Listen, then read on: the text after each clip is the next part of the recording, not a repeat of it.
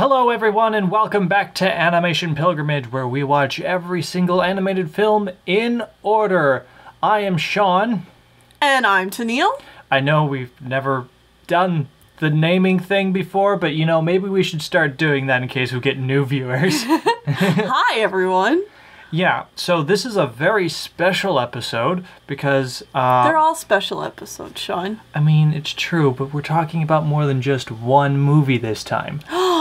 We are going to actually go back and talk about every single movie we've watched up to this point. We're not really going to talk about any of the shorts we watched, just because there's a lot of them and I don't want to try to remember them all. There's some I'm distinctly trying to forget. Yeah, that too. But I mean, if you want to hear more about what we thought about any of the shorts from the the beginnings of animation up through 1939. 1949.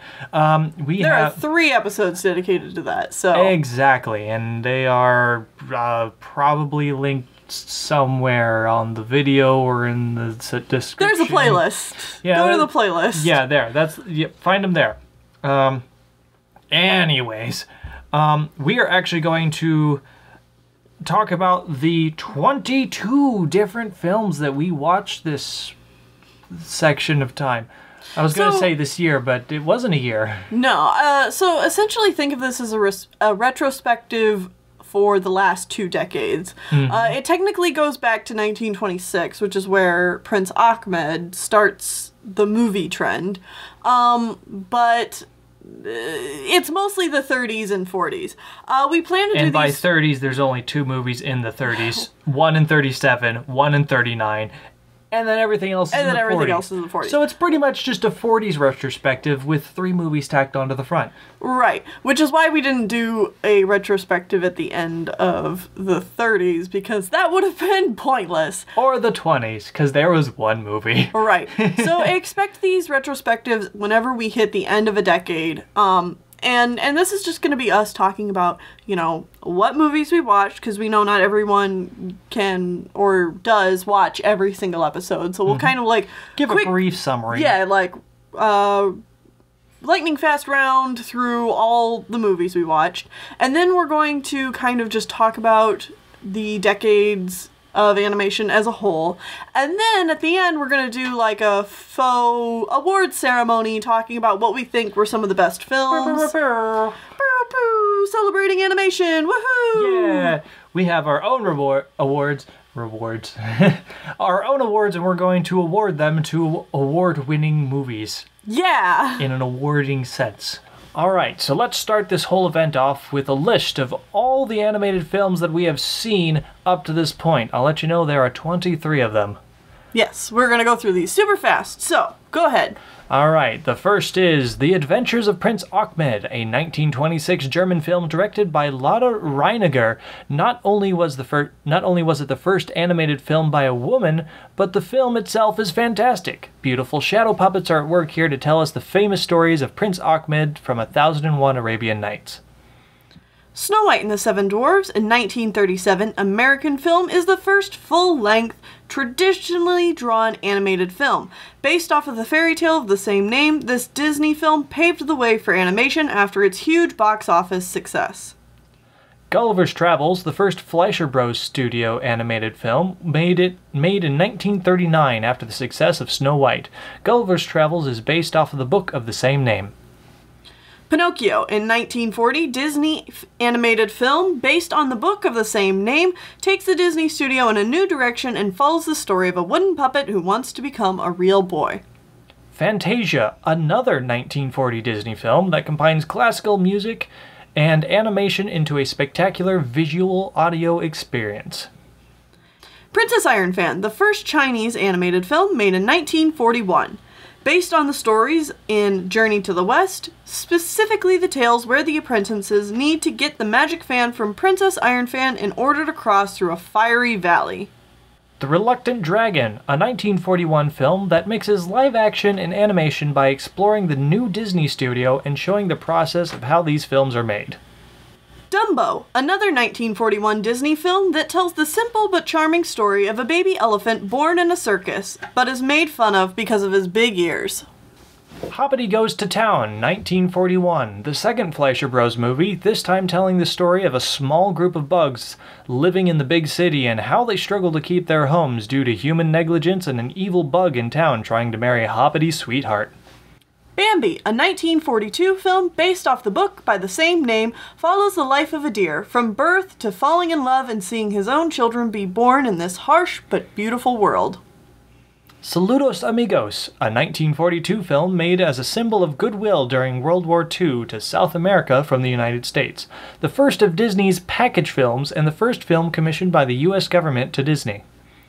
Victory Through Airpower is a 1943 film from Disney targeted at the leaders of the United States with a plan for how to win the war against Germany and Japan. This is also a book adaptation. The Three Caballeros in 1944 is Disney's return to South America in their Goodwill Tour with more fun with Donald, Joe Carioca, and newcomer Panchito from Mexico. Momotaro's Divine Sea Warriors, a 1945 film and Japan's first animated film. The story follows soldiers in Japan's army during World War II. This film is completely war propaganda and is not for the faint of heart. The Lost Letter from 1945 is our first film from the Soviet Union, or Russia, and is an adaptation of a Ukrainian fairy tale about a man who needs to deliver a letter. The letter is stolen by a devil and he must chase it into hell to get it back. Make Mine Music is another Disney package film from 1946. They once again give us a lively collection of songs matched to animation similar to Fantasia, but with original and contemporary music. Song of the South, a controversial film made by Disney in 1946 about the troubles of a young white boy in Reconstruction-era South who gets help from the kind black slave Uncle Remus, who tells him stories about Brer Rabbit, Brer Fox, and Brer Bear. The Humpbacked Horse from 1947 is another Russian film, this time based on a poem. For this reason, everyone rhymes their way through a charming adventure with a boy who finds a magical humpbacked pony. Fun and fancy-free, Disney's 1947 package film only brings with it two stories this time around. The first about Bongo the Circus Bear, and the second is Jack and the Beanstalk told with Mickey, Donald, and Goofy. Melody Time, the 1948 package film by Disney that hosts yet more collections of new shorts and songs, this time focusing more on American folk tales like Johnny Appleseed and Pecos Bill. The Adventures of Ichabod and Mr. Toad, the last of Disney's package films made in 1949, tells two stories based on books, the first being The Wind in the Willows and the second on The Legend of Sleepy Hollow. The Emperor's Nightingale from 1949 is Czechoslovakian's first animated film, and also the first stop-motion film we've managed to find. It's an adaptation of the Hans Christian Andersen story, The Nightingale. And last on our list, The Singing Princess, made in 1949, is the first Italian animated film, based on stories from 1001 Arabian Nights. So, 23 films in total. There you go, a brief summary of everything we've watched so far. I will let you know that we watched 14 Disney films. Yep. 14 of the 23 films we watched were Disney.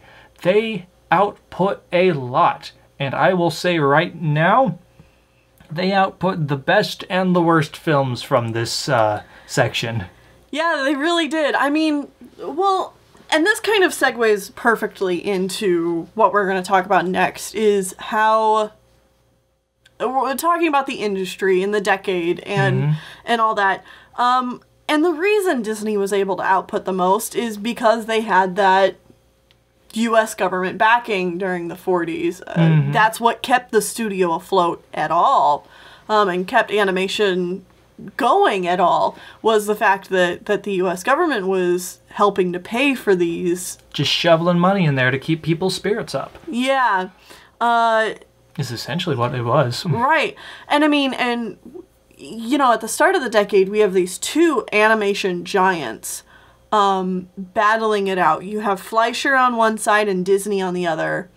And, you know, Fleischer's not doing too bad for themselves. They begin by making Gulliver's Travels, which actually made quite a bit of money when it first was made. But it was also made on a super strict deadline, and then they were pushed into making another film so quickly after that too, Hoppity Goes to Town. And that one did not do as well. Yeah, and I can't confirm this, but what I believe what probably happened was Gulliver's Travels made quite a bit of money, and they put all that money back into the studio to make Hoppity Goes to Town. And then the war happened. Yeah, it's like Hoppity Comes to Town came out the weekend of Pearl Harbor. I think it was the weekend before. The weekend before. It was really close to when Pearl Harbor happened, and then no one was watching movies. Right. For a bit. And so this film just, fell into obscurity. And Disney, luckily, didn't run into that problem. They did, however, run into the problem of also being extremely financially tight. Snow White made them a lot of money, but...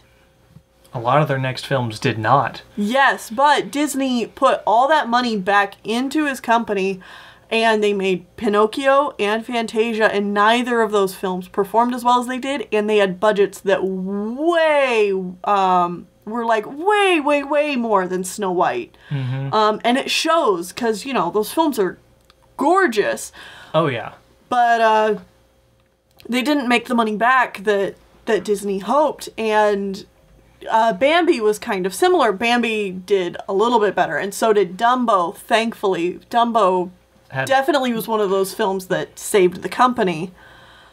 But then after that, Disney pretty much had to sign the contract to the U.S. Army to make these Goodwill films, or the whole studio would have went under for sure. Mm-hmm.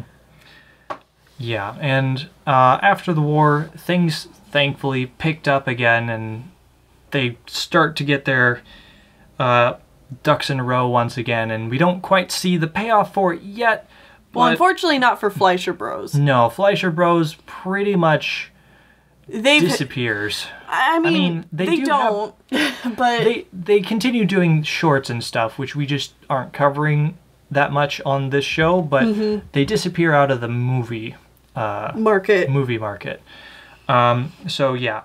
Another animation giant, though, is rearing its ugly head, and Warner Brothers is coming into the scene, although not in the movie sense, but definitely with shorts, which shorts were still fairly profitable in the 40s, although by the time we get to the late 40s, shorts become less and less profitable, especially for Disney.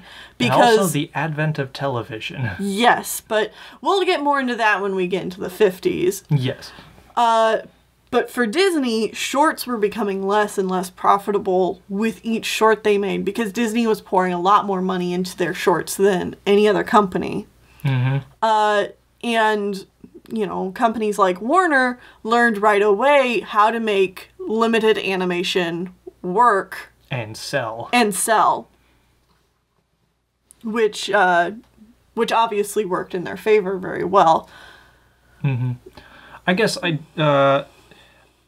we don't know necessarily a lot of the history of animation, that like the animation history, as well as we do in the US, as we do in the other parts of the world, and that's partially just because we're American bums and we don't learn that much about the other countries, but also they're in the middle of a war. Right. So even if there were records, a lot of that stuff might be lost at this point. So it's very difficult to say what happened to a lot of it. Well, and another thing too is when you go to countries, like when you're trying to do research outside of America, it's very hard for me to find anything in particular on a lot of these because A, they're so old, B, they're foreign, so if I'm looking anything up, I'm likely only going to find things that have not been translated into English. And Google Translate can only do you so much. Yeah. And then 3, Hollywood exemplifies its own.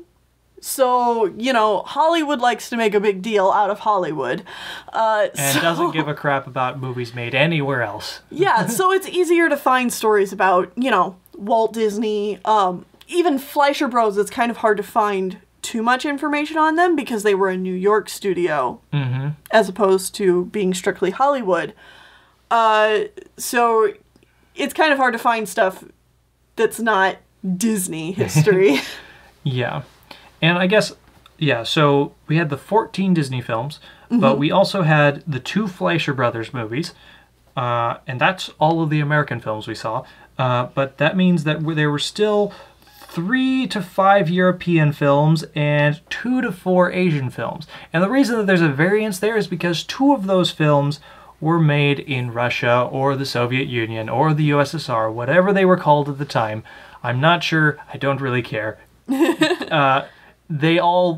a country that went through many different names and people in charge and things happened. But it's also both in Europe and Asia, so it's difficult to say how to categorize those. Yeah, it's like, I never know. It's like, and maybe some of our Russian audience can fill us in on this. Do most Russians consider themselves European or Asian, or is it all a matter of where you live in Russia? Or because I've always wondered that. Yeah, or do you just consider yourselves Russians and you don't give a crap about what continent pile of land that is technically part of? That is something interesting that I would like to know. Yeah. So there we go. That's a brief history and rundown of all the movies we've seen. I also wanted to talk about, though, especially for the Disney company. So I kind of want to talk about this to prepare for next decade. Okay. I've been reading a really good book called Walt Disney, The Triumph of the American Imagination by Neil Gobbler. It's a very good book if you want to know about Walt Disney's life or if you want to know about some of the history of the Disney company. It's not specifically focused on the Disney company in general, it's more focused on Walt's life. So the further you get into Walt's life, the further it kind of distances itself from the animation department, because that's what Walt did. After Snow White, he went off and did other things, and then did other things after that, and then even more things after that. Yeah, it's like Walt was very involved with the making of Snow White, and people have the assumption that Walt Disney had his hand in every single animated movie that came out after that. And it's partially true, but it's less and less every single time. Right. With a couple of exceptions. Yeah, Walt was tyrannical about Snow White. I mean, it had to be the way he wanted it. It had to be perfect. And then as the films went on, Pinocchio, Fantasia, he was still very much so a part of the creative process, but not as much as Snow White. By the time you get into the 40s, though, mid-40s, Walt is pretty distanced, has pretty much distanced himself from the animation department. And it's mostly his animators working on these things themselves. And you can really tell because, like, there is a difference, not just because that their budgets had been cut back, but also because new people are in charge of things.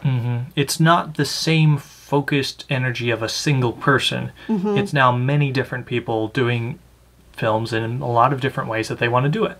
And that's not always a bad thing, like a lot of these shorts would never be as enjoyable as they are with Walt there. Like the Three Caballeros, for example.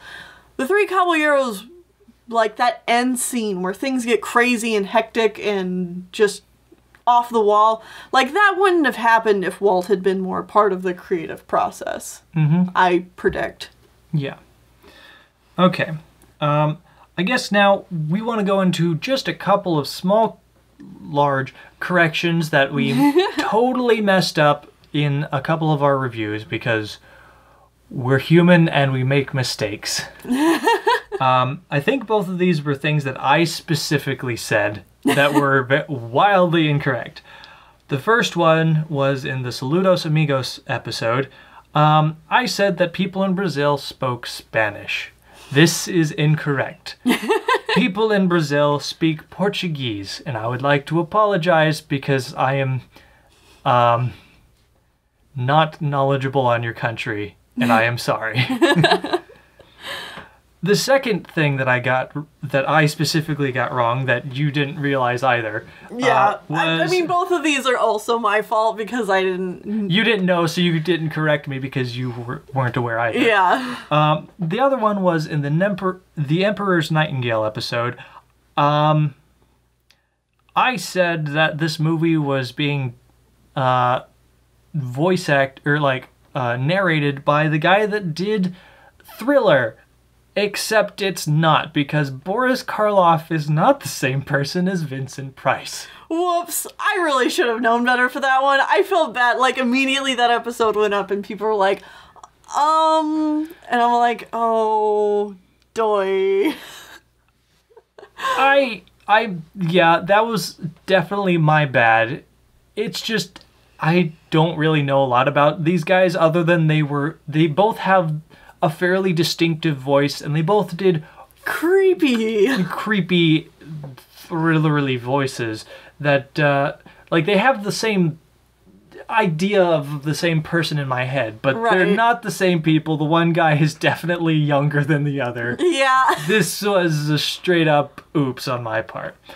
Other than that, I think those are the two biggest glaring errors that I felt like we needed to address. Mm-hmm. There was another smaller one that I messed up in The Singing Princess. I said that people in Hollywood fight over whether Julie Andrews was first in Mary Poppins or Sound of Music, and I said that Sound of Music came out first, but Mary Poppins was in production before that, and apparently that's not true. Apparently, Mary Poppins did come out before Sound of Music, but it was only like a month or two earlier, and a very small, like, nitpicky thing. It doesn't even really pertain to, like, the Singing Princess movie, but my point is that both of those movies are actually full of crock because Singing Princess came out first. And that is Julie Andrews' first movie. Yes. Anyways, I also, before we get into the full-on awards section, I think we should just have any other comments or ideas that we have on these movies as a whole.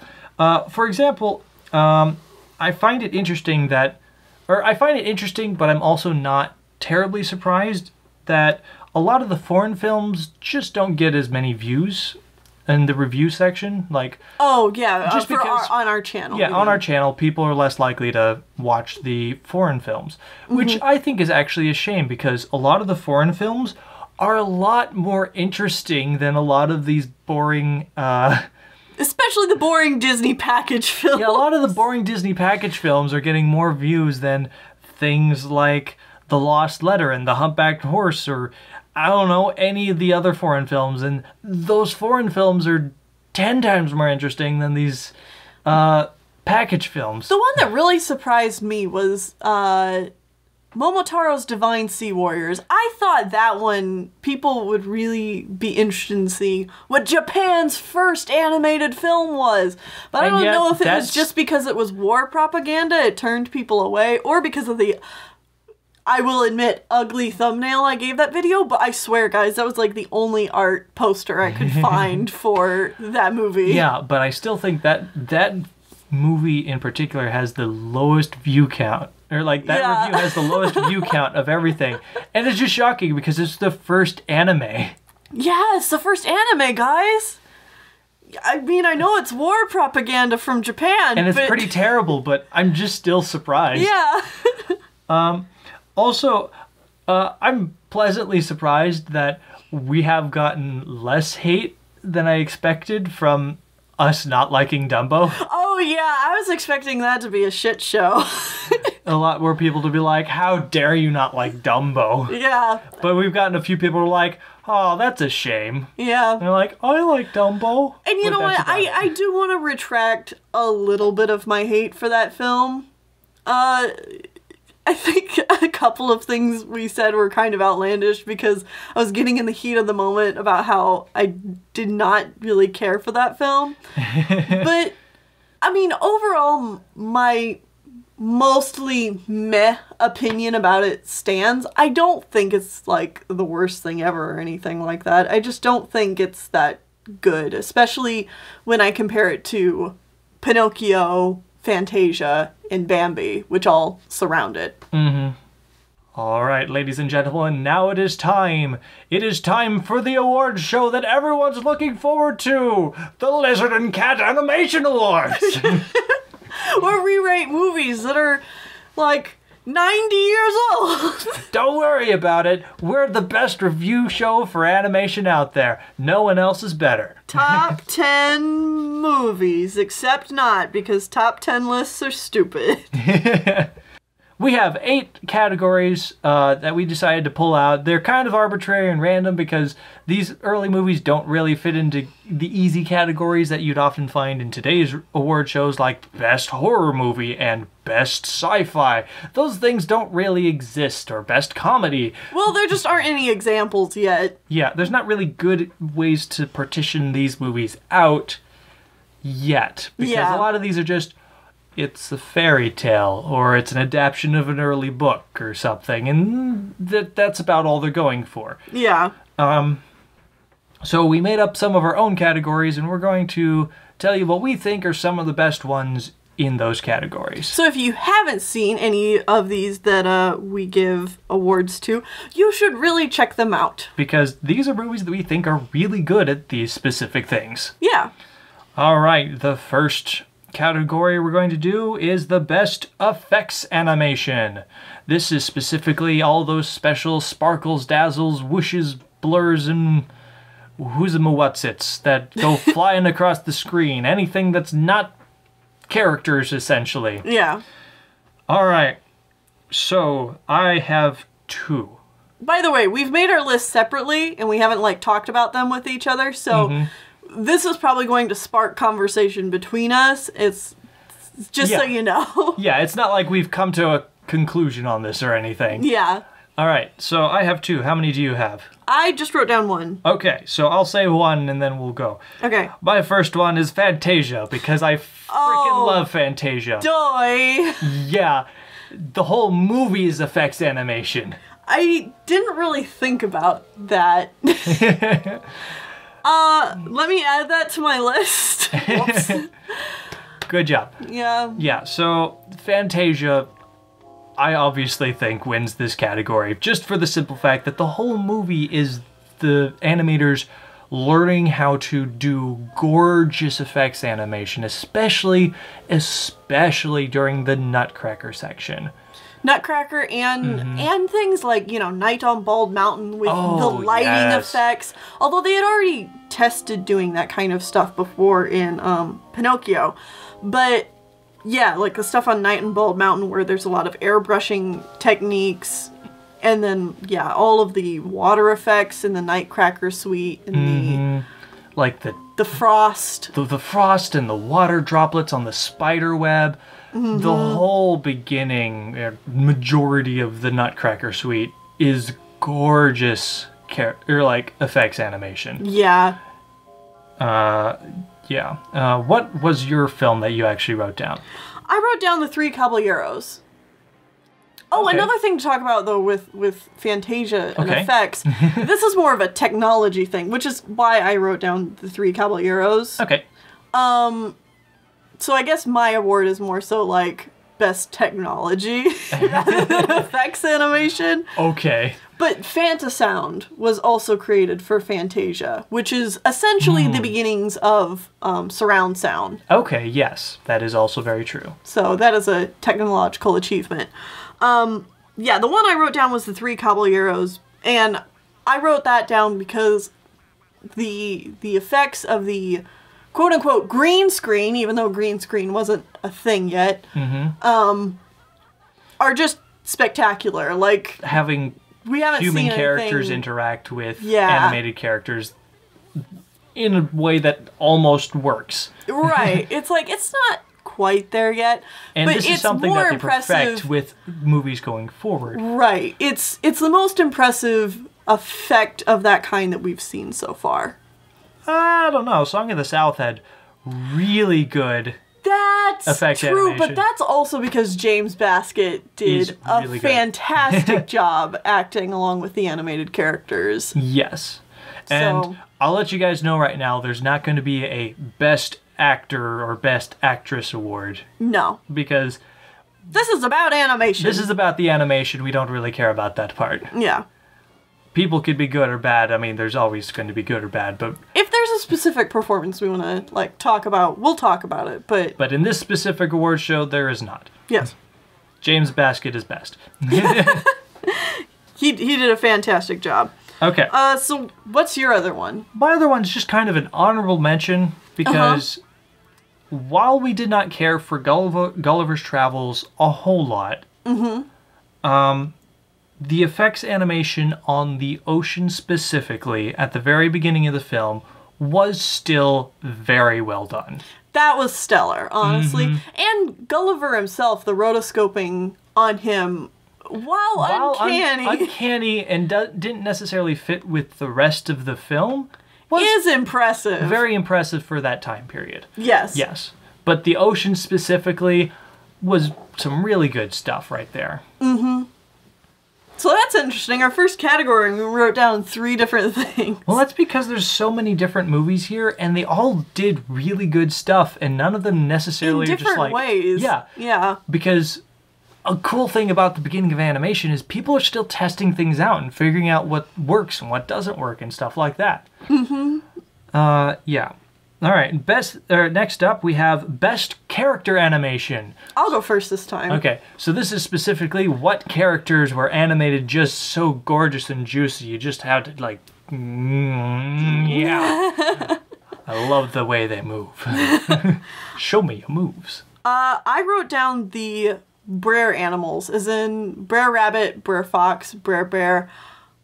I love this character animation so much. It is... And these are from the Song of the South for Yes. people that are unaware. This is from Song of the South, and man, you can throw the rest of Song of the South away, but the animated segments in this, just for the character animation alone, is fantastic. You can see the way all these animals are thinking.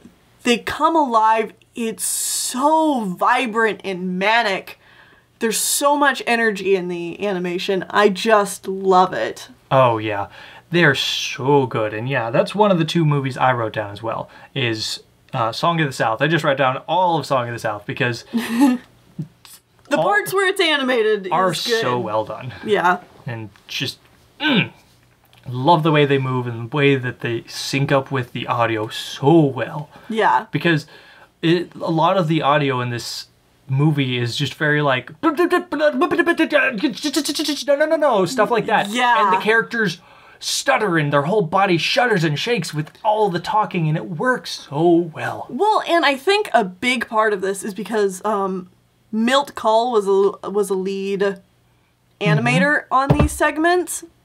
And from what I've heard about Milt Kahl, he had a stutter when he would get like Angry and energized and stuff. So I feel like a lot of that comes from personal experience. I could see that. Yeah. Just pouring himself into these characters wholeheartedly. And it shows, and it works very well. Yeah. So what was the other one you wrote down? The other one I wrote down was 3 Caballeros. Now, that's not necessarily because the characters stay on model, because they do not. They don't. They don't. But The budget could not afford them to stay on model. But just the crazed energy that the 3 Caballeros specifically have with each other, especially during Panchito's introduction song, the Three Gay Caballeros song, is so good. It's so charming. It's so charming, and it's so fast-paced, and like everything about these guys moving around, and especially at the very end when Panchito's just sitting there like belting out this song, and Donald and Joe are just like racing around trying to stop him in any way they could possibly think, and all these crazy it's insane and so fast, and it's great, and I love it. I guess I would like to add like an honorable mention, now that we're talking about this, is it's not necessarily character animation for an entire movie, but I want to talk about one scene. Okay. And that is Grumpy crying at Snow White's death. Yes. That is like the birth of real character animation right there. Mm-hmm. It's like, that is a character That is the payoff for a character. Yes, that is a payoff for a character arc that was executed so well, and it pays off in such a moving, touching moment that I have to mention it. Mm-hmm. There's a reason that Grumpy is the most popular character from that movie. Yeah. Well, I mean, arguably Dopey is, but... No, Grumpy is definitely more popular. You think so? Oh, yeah. Oh, yeah, I definitely think that Grumpy is a more in the public consciousness of people that would care about the movie. I would hope so, because he's the best. He is the best. All right, moving on. We have, similar to Best Character Animation, we have Best Character Design. I'm wondering if we wrote down the same thing for this one. It's possible. I wrote down lots of things for this one. Oh, did you? Yes. This is not necessarily the best animation on the character, but who just looks so gorgeous. That appeal, though. That appealing design, even if it doesn't move quite right. All right, so the one I think we both wrote down... Oh, wait, no, we wrote down completely different things. Did we? Yes, we did. Okay. Okay, my first one, because I love Fantasia, Chernabog. Hell yeah. He is just so much fun to look at, and he's amazing, and I love him. And really, he's both probably my favorite character animation and best effects animation all rolled into one. Just a big ball of yum. But the problem is I can't just put Fantasia for every single one of these. So I tried to diversify as best as I could across all of these awards. So I specifically call out Chernabog for character design. Just because this is your good traditional big demon muscly man of awesome. I mean, even though this film is 1940s, it's like all the awesome things about 30s animation rolled into one awesome bad guy. Yes, exactly. It's like he just is the epitome of cartoon baddies done expertly well. Well, especially if you take a look like to talk a little bit about shorts, you know, we did have a devil that we watched in our 30s shorts, Satan in the Goddess of Spring, who wore like the red latex suit. Yeah, that was really dopey. Chernabog is what he should have been. Way better. Yeah. Okay, who did you write down, Tennille? Joe Karaoke, man! Aw, yeah. Aw, yeah. I thought about writing him down, but I didn't. It's just such an appealing character design. There's too many good character designs. Yeah, I mean, honestly, like, I could have wrote down Pinocchio. Pinocchio's a great character design. Yeah, I guess. Donald, you know, even, like, Goofy I could have written down, or like Mickey's redesigns, also good, but I feel like I wanted to keep Karaoke. Yeah, it's like just everything about him. He has style, he has class, like within the first like 10 seconds of him being on screen, you know exactly what he's all about. And his poses always are just push who he is as a character. It's so good. I guess we're specifically talking about him in Saludos Amigos. More so than Three Caballeros. He's still good in Three Caballeros, but he is amazing in Saludos Amigos. Unfortunately, he's only in the movie for like 5 minutes. Yeah, at the very end. Yeah. But yes, Joe Karaoke definitely has great character He got design. Class. And another one I wanted to put on here is all of the Russian horses. Yeah, man. So this is the demon horse from the Lost Letter and the two, like, black chestnut horses from the Humpbacked Horse. And heck, even the Humpbacked Horse itself are such interesting, charming character designs.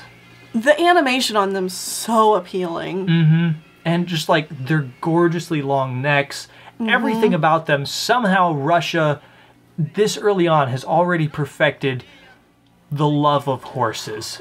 Well, they've perfected the animation of an animal that is arguably the most awkward animal to draw. Yeah, it's something that most animators agree. It's like, man, if there is an animal that is difficult to draw, horses.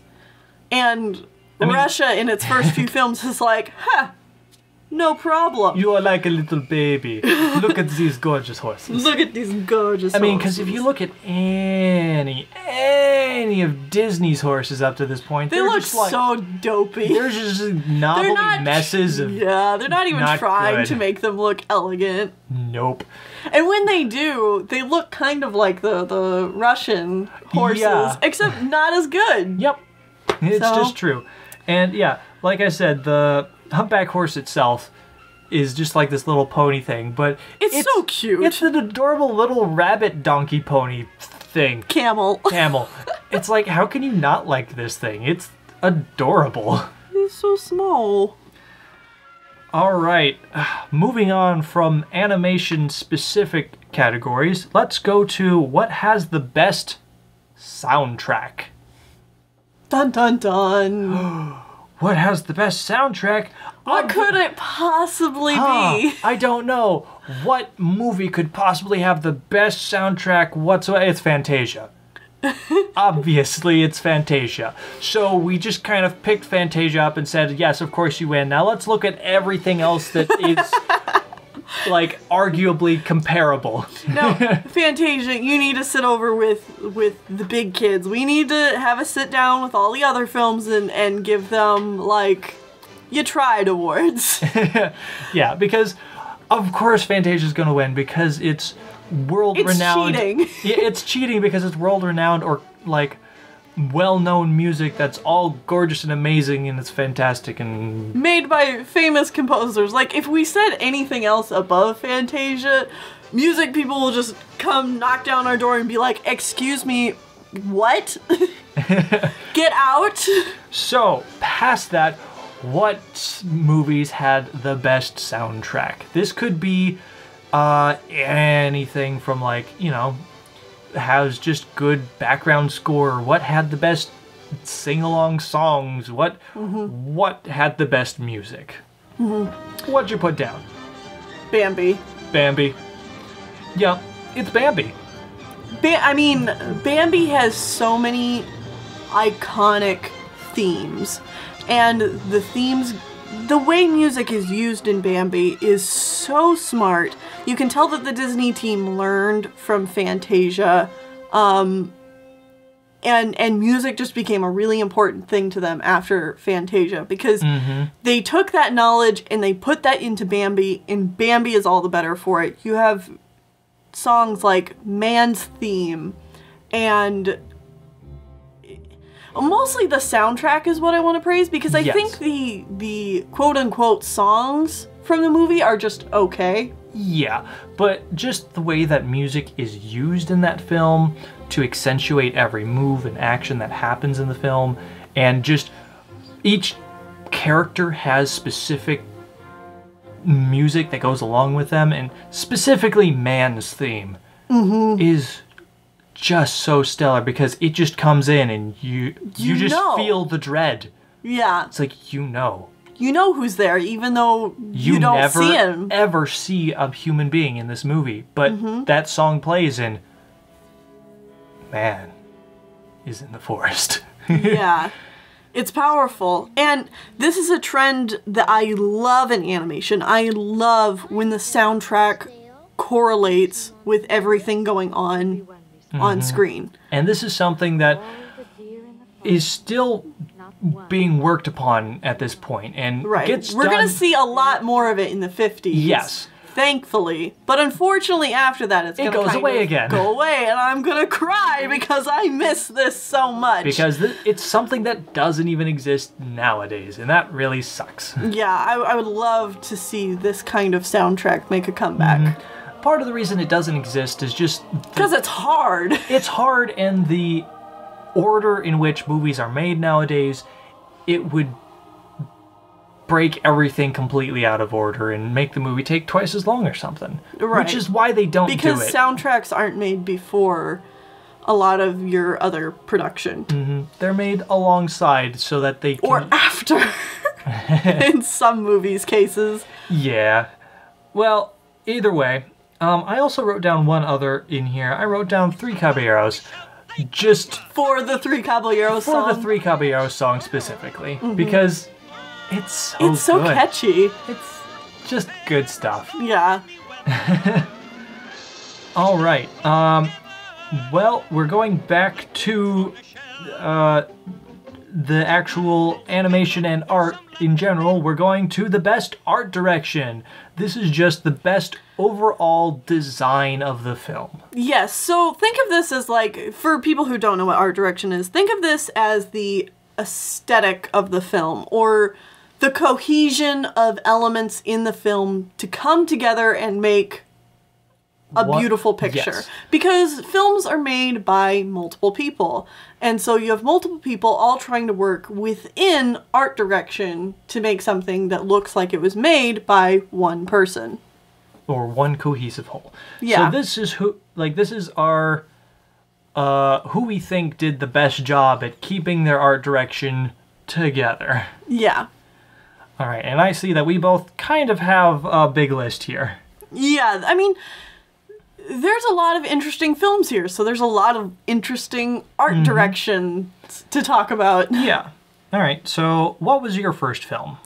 My first film is Pinocchio, because Okay. I think Pinocchio's one of the most ambitious movies Disney has tried to do. And while the art direction's kind of all over the place, as Disney does, the little touches like the shading and just how much is on screen all the time in the background details, and things like the airbrushing in the animation to make things like the fur look like fur, and the highlights and hair and all that stuff is just amazing. And we don't really see much like it ever again, just because it's so expensive to make, especially with these old cell done animations. So I just wanted to give Pinocchio like a shout out for that, because its whole is not great art direction, but those specific elements are just stellar. Okay. The one I put on top was Bambi. Because Bambi is like my next one, because because everything about this movie just comes together in a cohesive, glorious direction. And that's because they actually studied animals. And they tried really hard to make all the animals look like animals. Obviously, the child animals are a little more cartoony with larger heads and stuff like that, but big eyes. But all the animals look like that, so they all fit together cohesively, which makes the movie work so well. And that's not even getting started on the minimalist backgrounds. Yes. That are part of this film. Bambi feels like, when you think about Bambi, it feels like such a big movie. And yet, when you actually study the backgrounds are very simple. It's subtle stuff. It's subtle stuff. And it really lends to the animation so well. Yeah. Alright, and what was your next movie? This one's kind of an honorable mention, and that's The Lost Letter. I actually had that one on my list as well. You did? That's cool. I'm glad you agree, because I almost felt like I was going to have to defend this one. No. Because I thought I was going to have to do the same thing, actually. Yeah. It's not the prettiest looking film. No. But everything just flows together well. Every single different character, every demon, every man, woman, horse, everything feels like it fits in the same universe with these beautiful, if grungy, backgrounds. Yeah. And, it's like, and the animation certainly has flaws. All these old movies do. But they got the art direction down on this movie for sure. Yeah, they really did. And all the characters are really appealing. Mm-hmm. I just like it. Yeah. It's like the only part of the art direction in this movie that I thought was kind of weird was the one tiny section of the movie where the trees like turn into animals and then turn back. Oh yeah, that one was kind of weird. It's very short, and yeah, but everything else was really, really good. And then I actually have 2 other movies listed here as other like smaller honorable mentions. Mm-hmm. The first was Song of the South, because the art direction on the animated bits, amazing. Is perfect. Perfect. Yeah. It's like there's not much to say about it. I can't just say it's the best one because it's not the whole movie. Right, because, like, you do have to take the rest of the movie into consideration, and... Yeah. Yeah. And there's just a bunch of really boring live-action garbage going on. Mm-hmm. And the other one I put down was actually Victory Through Airpower. Because... there are... For what it's trying to do, it does it very, very well. It does it very well, and it has very cohesive art style throughout the entire thing. Except for the beginning. The beginning is a lot more cartoony as it's telling the history of aviation in general. Right. But then once it flips over and turns into the whole spiel of how we should win the war with Airpower, it's very detailed, it's very... gritty, I guess is a good way to put it. It's very graphic. Yeah. All the way through. And I think the... graphic in a stylistic sense, not graphic as in a gore and horror. Yeah, no. Yeah. Like, graphic is in, like, very bold shapes and designs and iconography and stuff like that. Yeah. And I feel like it does that so well. And for a movie that no one's heard of, really, it looks really, really good. Yeah. Honestly. Mm-hmm. All right. And now we only have 3 kind of our 3 left. Big categories. These are the 3 big categories, kind of like the best movie of all time type, like the best movie of the year type of award. But we're not doing that because that's a dumb category. And it's too broad. Because we aren't going to be like the Oscars and lump animation into all one big lump and say like, oh, well, even though all these movies were trying to do insanely different things, this is the best one. Mm-hmm. So we broke them up into smaller categories. We broke them up into fairy tales, book adaptations, and quote-unquote original concepts. Yeah, because that's the easiest way to separate all of these movies that we've watched this time into 3 cohesive parts. Yep, I imagine by the time we get to the next decade, we'll be able to separate this differently. Yeah. But this time around, it's like, who did the best fairy tale adaptation? So anything that's old enough to be considered a fairy tale that was adapted. Then there's newer stories that those are just going to be like your normal books. Those we're going to say who did the best book adaptation there. And then who did the best original concept that wasn't really based on any previous work of fiction or non-fiction, I guess. Yeah. All right, so which one do you want to start with? Let's start with original concept. Okay. The best original concept piece is Fantasia. Yep. Because of course. That's mine too. This is a very ambitious project and it's done so well. Mm-hmm. And it was How based could it on not be? Nothing before it. I mean, you could say it's based on the music, but it's brought together in a way that is completely new and nothing before it ever tried to do this, and everything after it has paled in comparison. Yeah.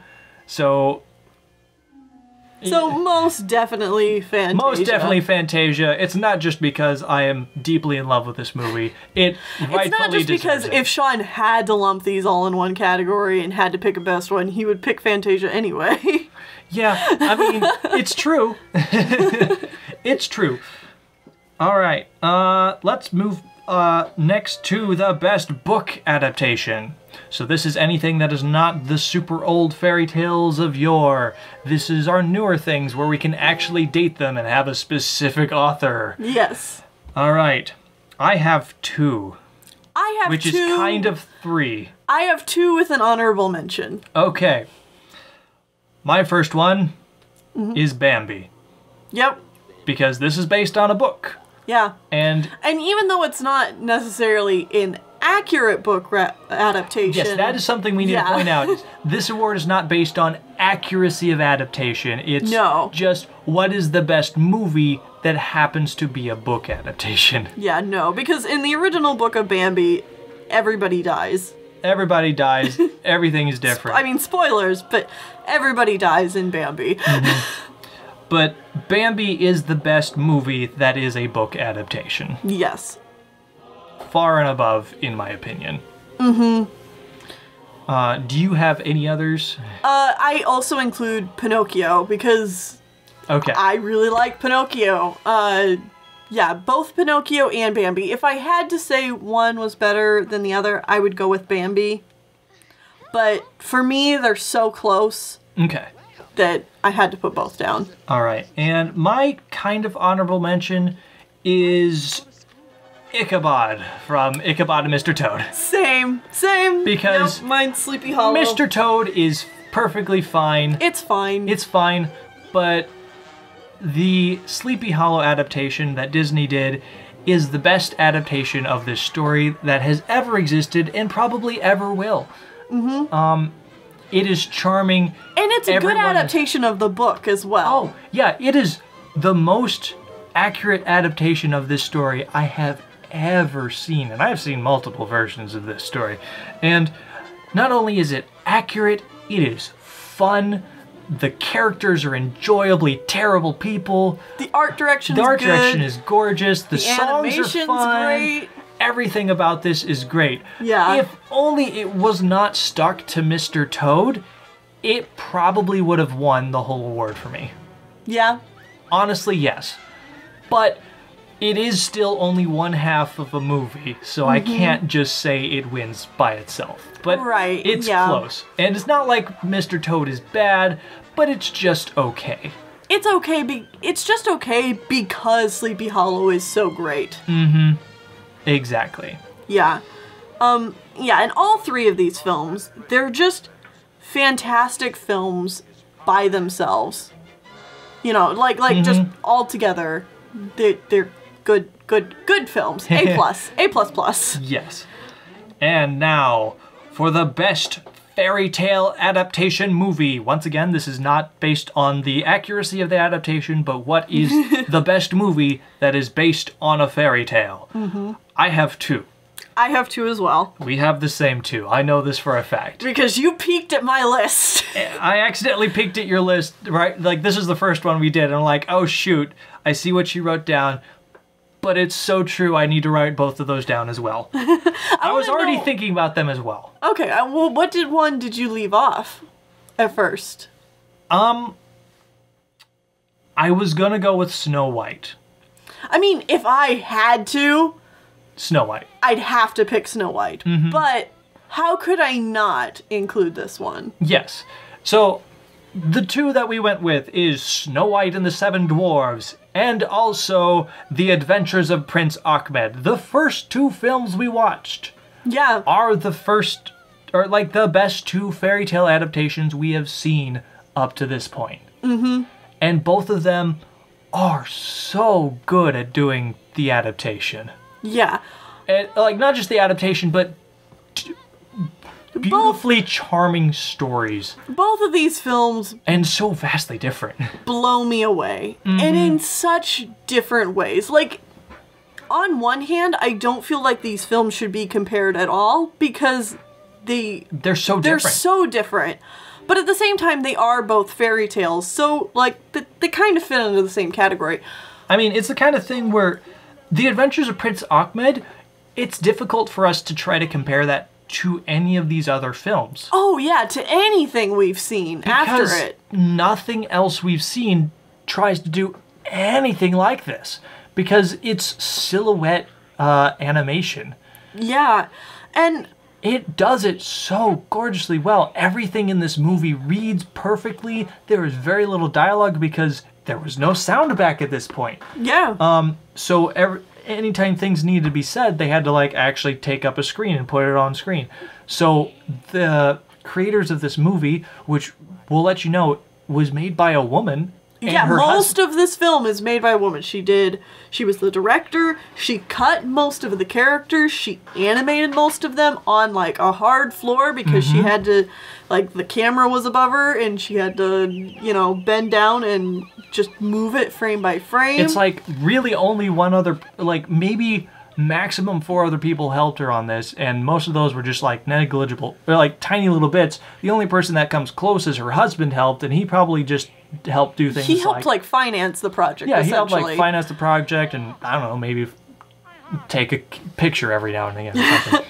Well, and I know I said this back in our review of Prince Achmed, but one thing I just want to say is that this film blew me away with just some of these tiny moments that happen. Oh, just, yeah. The animation becomes so real. And just in the little gestures, just in little things like Prince Achmed like reaching his hand out or something like that. And I'm just like, that is so gorgeous. So touching and so moving and so full of life for something this early in animation. Oh, yeah. It's like Prince Achmed is a film that I would recommend to everyone. Yeah. Everyone. Not just animation fans. Yeah. Or animation history fans. And then, of course, I want to give Snow White its due. Snow White is amazing, and I feel like it gets a bad rap for being as old as it is, but it's still a fantastic film. Yeah. You know, it's aged, definitely. But I feel like if people actually went back and watched it, there's a lot more to appreciate than there is to make fun of. Oh, yeah. I mean, everything that was done with Grumpy is... Snow White's character in general, who I always see get made fun of, or people being like, I don't like Snow White, she's boring. And she's better than a lot of the other princesses. Well, I wouldn't say that. I think she's just as good. You know, she's not meant to be... The concept of what we think of princesses today and, you know, what they made her to be are two very different beasts. And Snow White is supposed to embody innocence and kindness and goodwill in the world and how we want to protect things that make us happy and things that should be preserved in the world because they're just good. And no other Disney princess comes close to those ideals. No. Because they all do their own thing. And some people say, like, well, those ideals are old-fashioned, so we shouldn't. And I'm like, okay, sure, but this is one Disney princess that is like this, so let her have this. And she's really good at it. And she's really good at it. She's so charming, so sweet. I still feel sad when she dies, you know? It's just a good film all around. And so many people put so much of their love and hard work into this film, and it paid off. It really did. Okay. And it spawned, you know, the animation industry as we know it. Yeah. All right. And that's it. Those are all of our awards. Yeah, that's our retrospective. It was a lot longer than we thought it would be. Yeah, this is probably, once we cut it down, it's still going to be longer than an hour. But hey, that's fine. You're here to listen to us talk, and we talked. We talked about a lot of things, and I'm sure people are probably also wondering, what's the worst film that you guys saw? And I think there's one glaringly obvious answer. Fun and Fancy Free. Full stop. I don't care.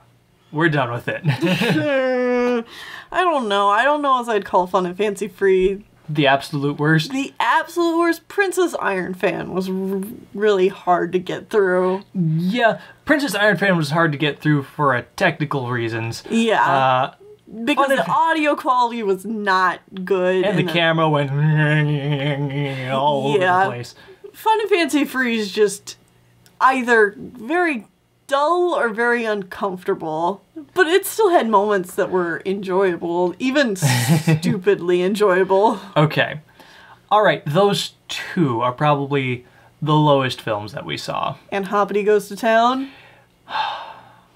Yeah, probably. Yeah? Yeah. Sexy bug movie? Yeah. Hoppity Goes to Town is down there, and, well, just throw Momotaro's Divine Sea Warriors down there as well, because there's some really ugly close-ups. Yeah.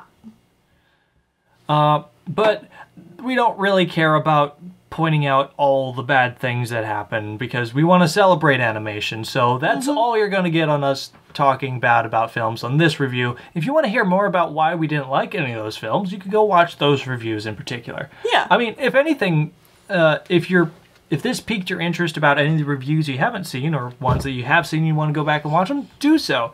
And heck, if our reviews in general have just made you interested in finding these movies, do it. Go out, find them. Yeah. A lot of these you can probably find online because the copyright is gone. Yeah, especially with films this old. That's not going to be the case when we get into later times. Newer films. Yeah. But yeah, for a lot of these old ones, you can just type in the name and boom, there it'll be, right on YouTube or something like that. Yeah. Probably not for the Disney films, but a lot of these other ones. Yeah, and I guess one other thing that I'm just going to clarify right here at the end is, yes, we will get to the films that you're asking about. Yeah. Yes, we will get to every single theatrically released animated film in chronological order. So if there is a film that you keep asking us, it's like, are you going to watch All Dogs Go to Heaven is one that I've heard people ask. Are you going to watch Plague Dogs? Are you going to watch Bambi? Are you going to watch The Lion King? Or wait, well, not Bambi. We've already watched Bambi. Bambi. Are you going to watch Lion King? Are you going to watch any of these? Essentially, just Google it and go to the Wikipedia page, and if it says like box office release or whatever in theaters, then you know that we're going to watch it. Yeah, and you can see what year that came out, and you can kind of extrapolate where we are now as compared to where that one is. One thing to keep in mind is as we get farther and farther in time, more and more movies come out, so it's going to take us longer and longer to get through each progressive year. Yep. So by the time we hit the 70s, things are probably going to slow down quite a bit. As you've noticed, it actually took us 6 months. 6 months to get through what is essentially 10 plus a little bit years. Yeah. So we're in this project for the long haul, is what we're saying. Yeah, we're going to be doing this for quite a long time, and we're really enjoying it, and we hope you guys are too. So yeah, thank you for listening. Yeah, thank you so much. If you really like this project, feel free to support us on Patreon. We have a link at the end of all of our episodes. That helps us just make sure we can actually continue doing this project, and even just leaving a comment down below about what you thought about this movie if you've seen it, or what you thought about our commentary on it. Just is always nice. We love reading comments. Oh yeah, and heck, share these videos if you think you have a friend that would love to hear long form talks about animation. Talks about animation, even if it's just like one specific movie or something. Feel free to share it and let people know what you think of it. Yeah. So I think that's all from us for now, though. With all that being said, join us back here next time for the 1950s. Woohoo! On to the next decade, and we're starting off with a big one. We're starting off with Disney's Cinderella. Cinderella.